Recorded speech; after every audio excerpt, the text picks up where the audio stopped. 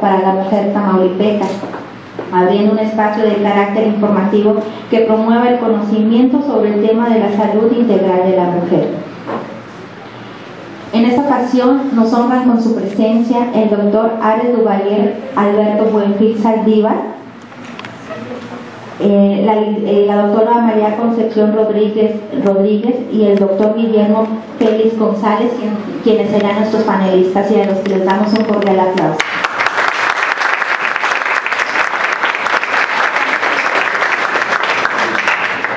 Y bien, antes de pasar con nuestros panelistas, me voy a ceder el micrófono a la doctora Ruth Rox Rodríguez, quien tiene un mensaje de nuestro señor rector, el maestro Rui Canales González.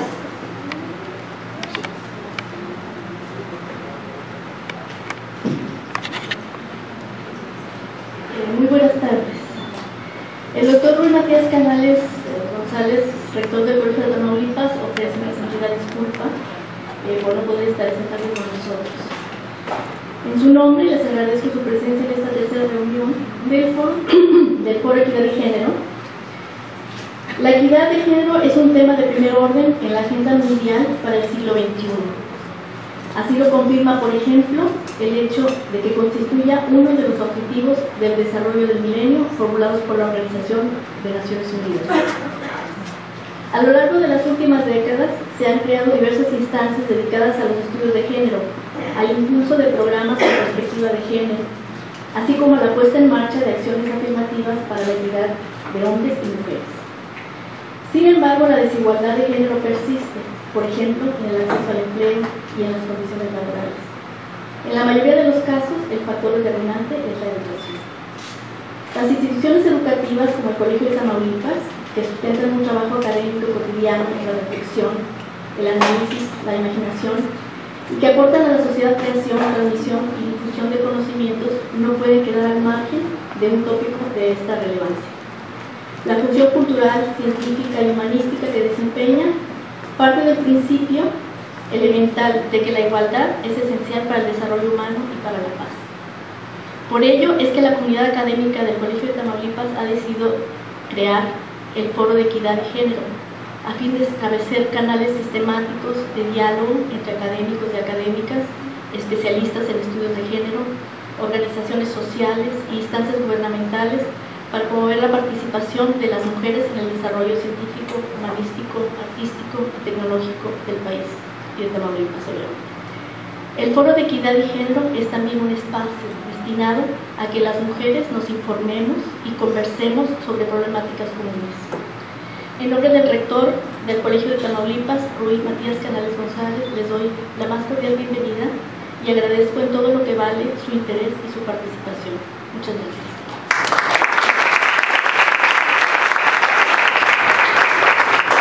Bien, gracias doctora Ruth Rox.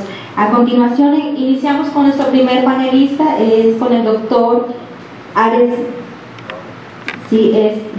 Duvalier Alberto Buenfil, médico ginecobstetra del Hospital General Norberto Treviño Zapata de esta ciudad. Gracias, doctor.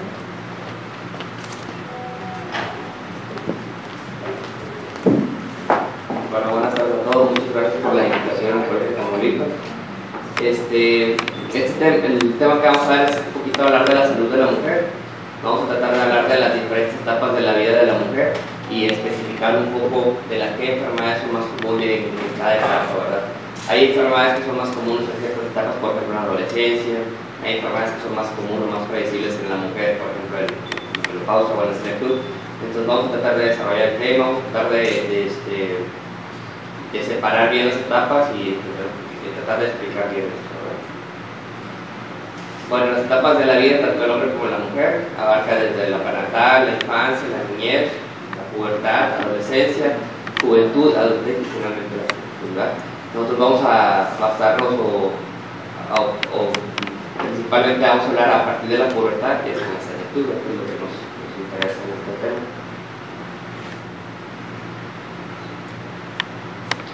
Bueno, hablando de la adolescencia y entrando un poco al tema, ¿qué es la adolescencia? Bueno, es el periodo de desarrollo biológico, psicológico, sexual y social, el que va a iniciar inmediatamente posterior al finalizar la niñez. Suele iniciar social durante la pubertad, obviamente, ¿verdad? Y es la etapa que marca la transformación del niño hacia el adolescente y que posterior hacia el adulto. Es una etapa en la que el adolescente tiene su propio descubrimiento, descubre su identidad psicológica, su identidad sexual y por qué no su identidad social. Es aquí cuando el adolescente empieza con su propia identidad, a tomar sus propias decisiones. Por ejemplo, antes de esta etapa normalmente nuestros padres son los que tomaban decisiones por nosotros, hacia qué escuela tenemos que ir, qué tenemos que comer, cómo tenemos que vestir, incluso quiénes deben ser nuestros amigos. Y es en esta etapa, en la adolescencia, cuando los jóvenes o los adolescentes propiamente dicho empiezan a tomar sus propias decisiones. Yo quiero ir a esta escuela porque estaban mis amigos, yo quiero vestir así, yo no quiero comer esto. Entonces es una etapa muy importante en la que empieza tanto el desarrollo fisiológico, ¿verdad?, como el desarrollo social, el desarrollo psicológico. La etapa de la adolescencia, según la Organización Mundial de la Salud, abarca entre los 10 y los 19 años de edad.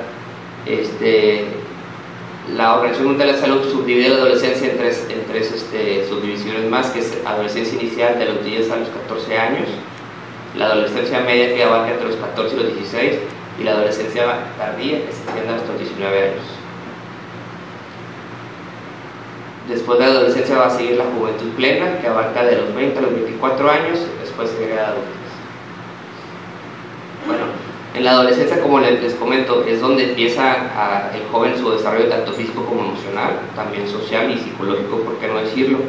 Aquí el joven empieza ya hacia el gusto por diferentes tipos de personas, de diferente sexo, tal vez del mismo, no sé.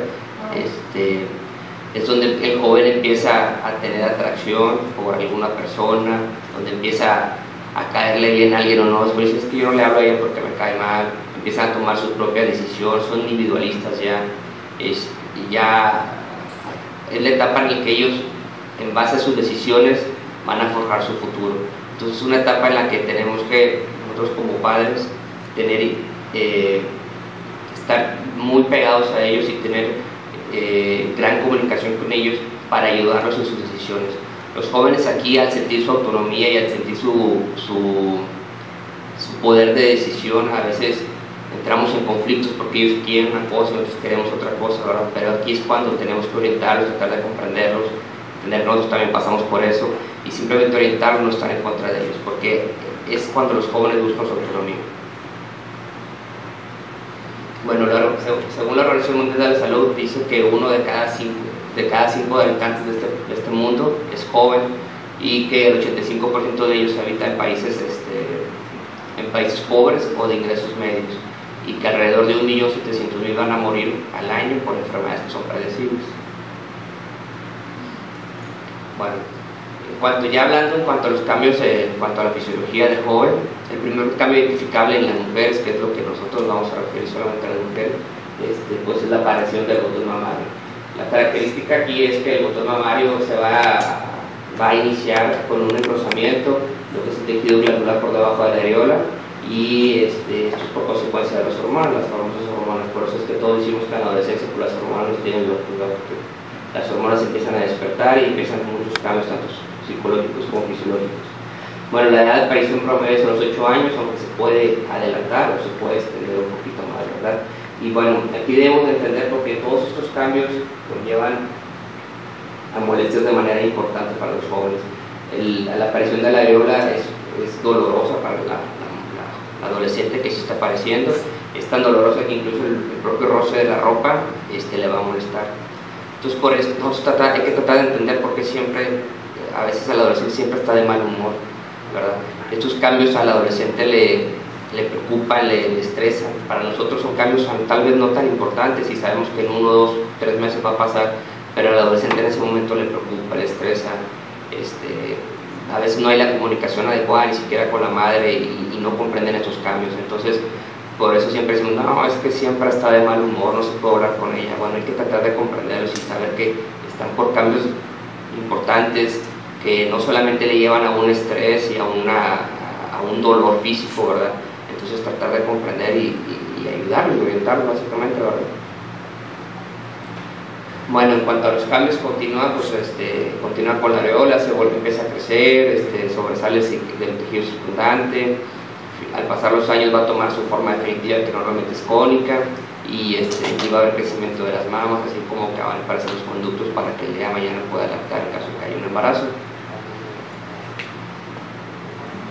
Bueno, aparece el vello púbico también, que también va a crecer curación en este caso de los andrógenos adrenales y ováricos, y al principio es fino, escaso y es muy lacio y solamente se localiza en ciertas zonas, y conforme pasan los años pues se vuelve más grueso, menos lacio, más denso, hasta cubrir la totalidad de los genitales con su forma característica triangular, que eso normalmente empieza de 3 a 5 años posterior a la aparición del vello púbico.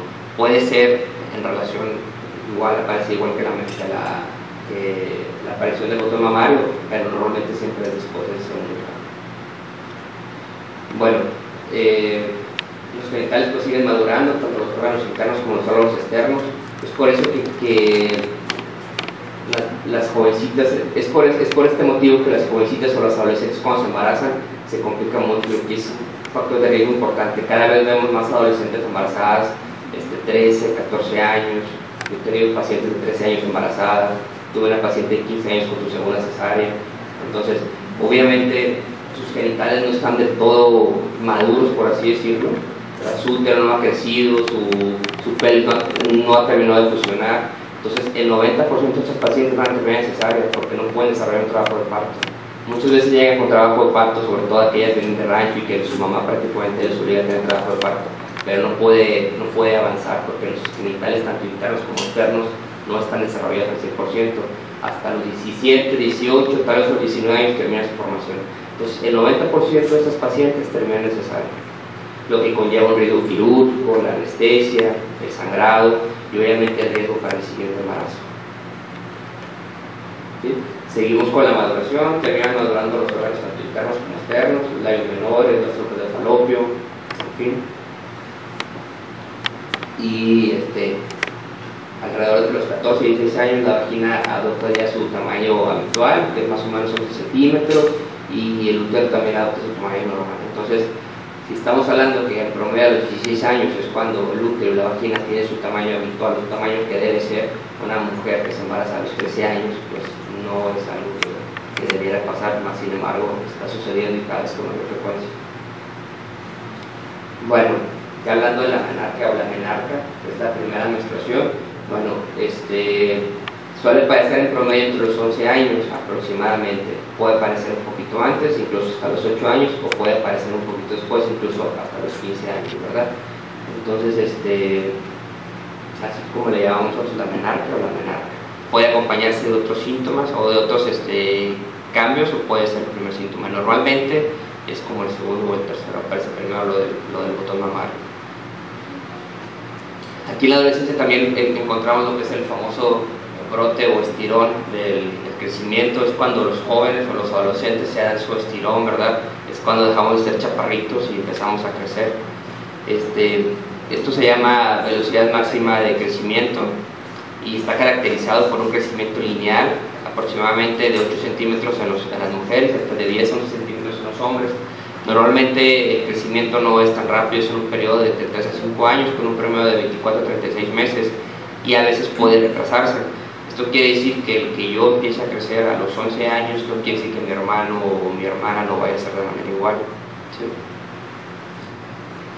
Entonces, pues esto es importante porque debemos de explicarle a los padres, incluso al mismo joven, que a veces se preocupa porque el resto de sus compañeros del salón ya está creciendo y está quedando chaparrito, que bueno, que es está dentro de los cambios y que no es en un mes que va a crecer 8 centímetros, es un proceso lento, gradual, que al cabo del tiempo se va a dar, ¿verdad? Y también explicar a los padres, porque muchos de los padres llegan con el paciente diciendo que su hija es la más chaparra del salón y que no ha crecido, explicarle que bueno, que es un proceso que se da y que no hay por qué adelantarlo, ¿verdad? Lo que les comentaba de la preocupación acerca de los padres de los hijos, a veces de que el estirón no se ha dado o se ha retrasado un poco. Y bueno, hablando de la siguiente etapa, que es la juventud, bueno, aquí vemos que la Organización Mundial de la Salud en el año 2000 realizó una escala para clasificar todas estas etapas de la vida y todo este periodo de la juventud. Esta escala o esta propuesta se recoge en el documento que se llama La salud de los jóvenes, un desafío por la sociedad. Y bueno, aquí solamente lo que hizo la Organización Mundial de la Salud fue subdividir en periodos de 5 años, ¿verdad? Y aquí lo que hace es, habla de la juventud, que es de los 10 a los 24 años, según la Organización Mundial de la Salud, la pubertad de los 10 a los 14, la subdivisión, la adolescencia de los 15 a los 19 y la juventud plena de los 20 a los 24. Solamente es la subdivisión que ellos crearon. La juventud plena, que abarca entre los 20 a los 24 años, bueno, recientemente, hace 3 días, precisamente se celebró el Día Internacional de la Juventud. Este día fue proclamado el 17 de diciembre de 1999 por la Asamblea General de Naciones Unidas, que recientemente se celebró aquí. La juventud plena, pues lo único aquí que tenemos es, se termina ya por completo todo lo que es la etapa de maduración de los órganos, ya termina todo lo que es es como que donde confluye, donde termina la maduración de la etapa de la adolescencia. Los jóvenes ya están un poquito más relajados, por así decirlo, ya sus hormonas están un poquito más tranquilas, ya no tienen sus efectos secundarios tan importantes, ya se desarrollaron, ya crecieron lo que tienen que crecer. Generalmente es una etapa en la que pues algunos empiezan a trabajar, ¿verdad? Pero la gran mayoría está estudiando, o es la idea que esté estudiando, ¿verdad? Entonces es una etapa en la que simplemente su desarrollo, normalmente ya tienen novia, algunos ya están casados, otros pues desgraciadamente ya tienen hijos, ¿verdad? Pero la juventud plena pues básicamente es eso, la conclusión de los cambios que se iniciaron en la adolescencia. Doctor, no estoy de acuerdo con esa foto. Ahí no se manifiesta la juventud plena. ¿Escuchando relajo? Es que está festejando el Día Internacional de la Juventud. ¿La puede cambiar, por favor, pero una próxima? Claro que sí. Bueno, hablando ya de la adultez, bueno, aquí el adulto solamente hacemos referencia ya el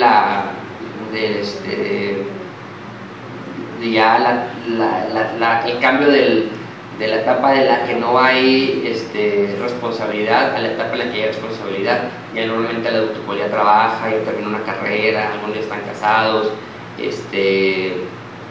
ya somos socialmente productivos, ¿verdad? Ya tenemos responsabilidad, muchos ya salimos de casa, ya mantenemos una familia.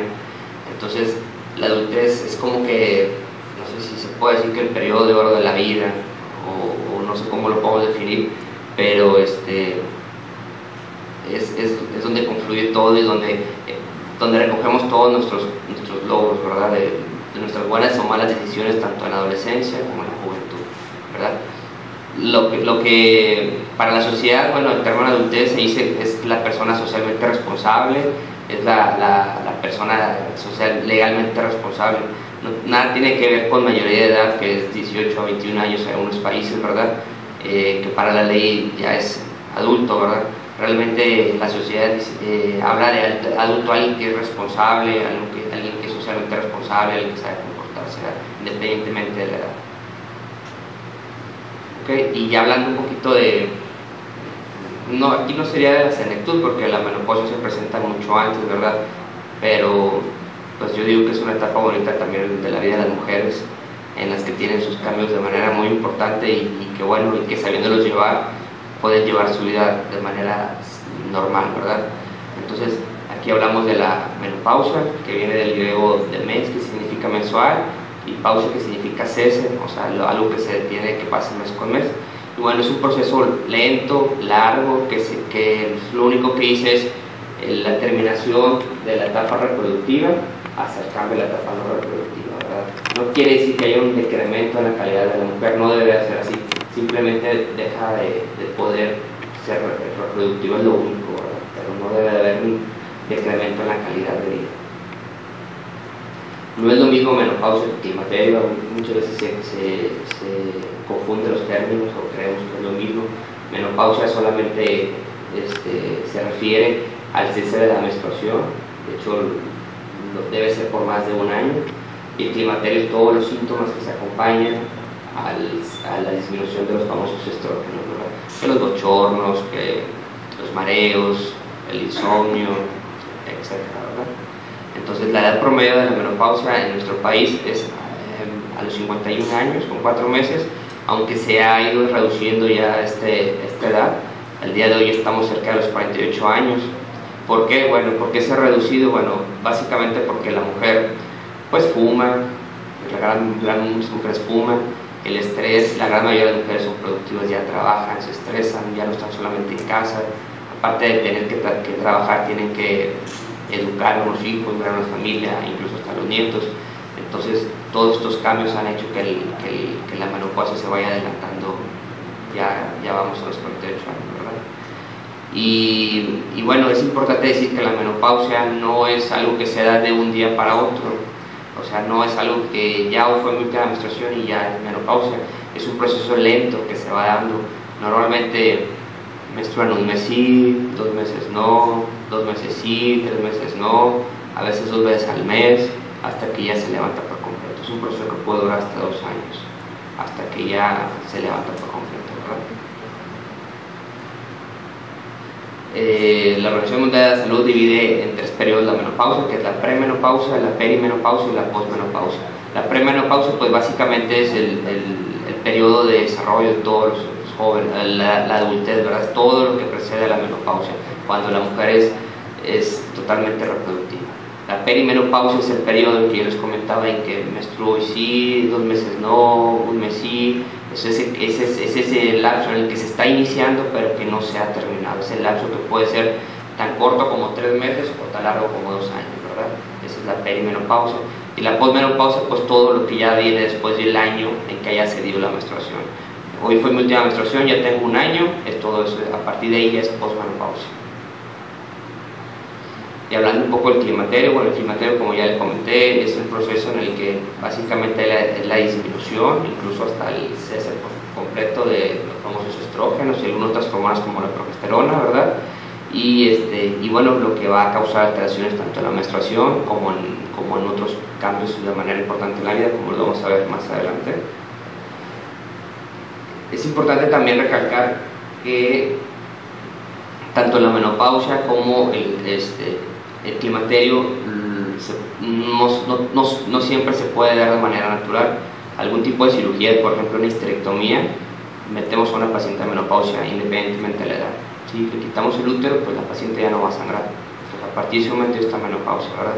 Y si la histerectomía, por ejemplo, le quitamos ambos ovarios, a partir de ese momento la mujer entra en climaterio. Independientemente de la edad, independientemente de que si un día estaba bien o no, a partir de ese momento entra en climaterio y entra en menopausia. También ciertos medicamentos pueden adelantar la menopausia o forzar la menopausia, y también ciertos medicamentos pueden adelantar o forzar el climaterio, ¿verdad? Como lo mencionaba anteriormente, bueno, algunos factores de riesgo hacen que la menopausia se presente con mayor prontitud, sobre todo el tabaco.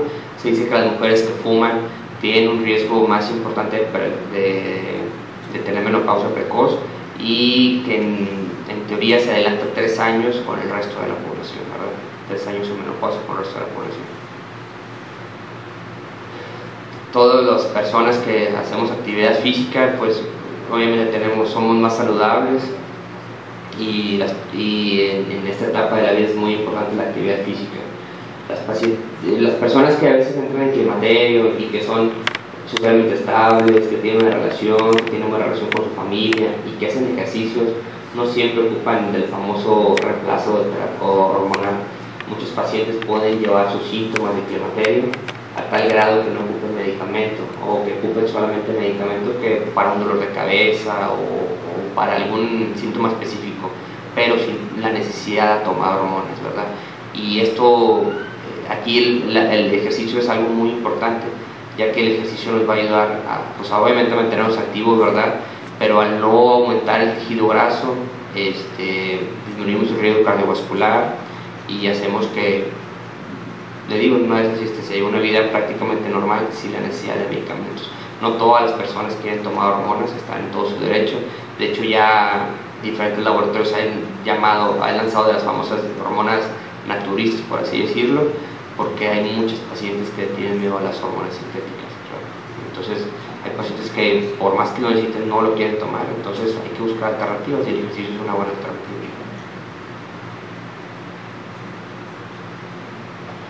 ¿Sí? Bueno, los signos y síntomas, pues como le digo, abarcan pues prácticamente todo el cuerpo, ¿verdad? Normalmente empiezan con cambios menstruales irregulares, empiezan con los sangrados irregulares, como ya les comentaba, sangrado sí, sangrado no, menstruo un mes sí, menstruo un mes no, ¿verdad? ¿Sí?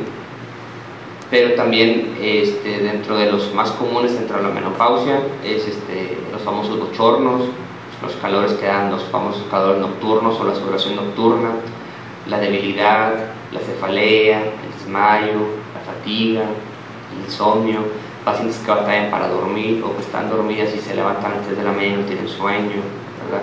Obviamente los cambios de humor, ¿sí? Sequedad vaginal, los problemas urinarios, se hacen más frecuentes las infecciones tanto vaginales como infecciones de las vías urinarias, por acción de las hormonas, la osteoporosis, la aterosclerosis, en fin, ¿verdad? Entonces, el estrógeno es una hormona que es cardioprotectora. Cuando las mujeres producen sus propios estrógenos, se dice que se infartan menos, que tienen menos accidentes cerebrales, en fin, los estrógenos los protegen. Cuando el estrógeno se deja de producir, no se produce de manera adecuada o no se produce de manera eficaz o ya disminuye por la acción del climaterio, pues todo esto se revierte. Son más común a tener infartos, es más común a tener accidentes cerebrales, a padecer aterosclerosis, a padecer osteoporosis, en fin, ¿verdad? Y como les comentaba, pues la menopausia obviamente se relaciona con cambios metabólicos de manera importante. Se dice que la grasa corporal, que a los 20 años en promedio en la mujer es del 26%, va a subir hasta un 33% a los 40 y hasta un 42% después de los 50. Esto nos conlleva, sigue por favor, no solamente representa un factor estético, sino también representa un factor de manera importante para la salud, ¿verdad? El no tener ya la protección de los estrógenos, el aumentar de peso porque el metabolismo se hace muy lento durante la menopausia y el poco o nulo de actividad física, pues hacen que las mujeres en esta etapa sean muy susceptibles a infartos. Si no han presentado hipertensión arterial, bueno, que presenten hipertensión arterial o que debuten con la diabetes. Entonces es una etapa en la que se deben de cuidar, en la que deben de estar muy cerca o más cerca de su médico. Como les digo, la actividad física es muy importante y bueno, siempre y cuando sea posible y lo acepten, los estrógenos complementarios van a ayudar a disminuir estos factores de riesgo. Y sería todo por lo pronto.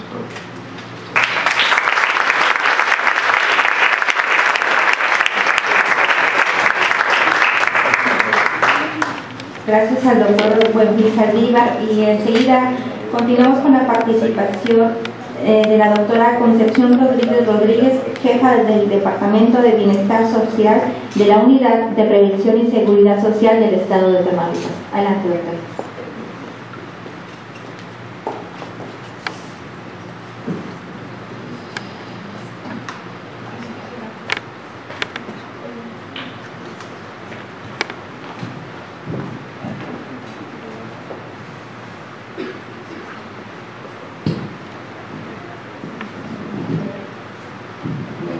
Buenas tardes, muchísimas gracias por la invitación que nos hicieron. Mandamos saludo a la contadora de Navides. Muchas gracias por invitarnos. Bueno, pues vamos a iniciar de acuerdo a lo que en la presentación que hizo la doctora Rosa. Yo también les quiero decir que en la salud también había la equidad de género, ¿verdad? Conforme van pasando los años, ya Salud empezó a darse cuenta que tenían que enfocar las campañas no tan solo a los hombres, sino también a las mujeres. Y entonces empezaron a hacer campañas que fueron diseñadas para prevenir las enfermedades propias del hombre o de la mujer. En esta ocasión, bueno, pues me pidieron que les hablara de las enfermedades que nos atañen a todo mundo, a hombres y mujeres, ¿verdad? pero más que todo me voy a enfocar en lo que es la mujer. Ya el doctor nos habló que después de la menopausia empezamos a tener problemas con los estrógenos y entonces empezamos a tener problemas de salud. Y pues yo ahí